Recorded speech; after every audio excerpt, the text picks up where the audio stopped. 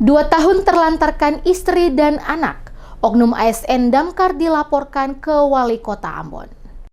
Seorang aparatur sipil negara berinisial RM yang bertugas di Dinas Pemadam Kebakaran Kota Ambon dilaporkan telah menelantarkan istri dan anak-anaknya selama 2 tahun. Laporan ini disampaikan langsung oleh sang istri Kety Salamor kepada Wali Kota Ambon, Bodewin Watimena, saat kegiatan Wali Kota Jumpa Rakyat di depan Balai Kota Ambon Jumat 25 April 2025. Dalam pertemuan tersebut, Kety yang hadir menggunakan kursi roda mengungkapkan bahwa RM suaminya tidak pernah memberikan nafkah atau menanggung kebutuhan rumah tangga sejak 2 tahun terakhir. Bahkan menurutnya, seluruh gaji RM tidak pernah disalurkan untuk keperluan keluarga.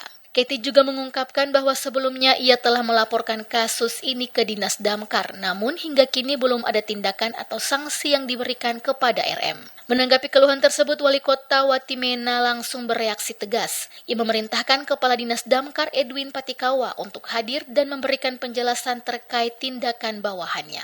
Wali Kota juga memerintahkan Sekretaris Kota Ambon untuk segera menarik RM dari instansi Damkar guna menjalani proses pembinaan dan sanksi disiplin di Badan Kepegawaian Daerah Kota Ambon. Ditegaskan tidak ada tempat bagi ASN yang tidak memiliki etika dan tanggung jawab terhadap keluarga. Bahkan jika diketahui ada ASN yang berselingkuh akan diberi sanksi tegas hingga pemecatan agar ini harus menjadi efek jera. Jadi kepada masyarakat yang tahu tentang perselingkuhan datang sampaikan di sini supaya kita bisa tindak semua pegawai-pegawai yang mentalnya bobrok, yang tidak baik. Kita sampaikan seperti ini keras supaya jangan terulang seperti apa yang dialami oleh Bu Kety. Kita nggak masih mencampuri urusan keluarga.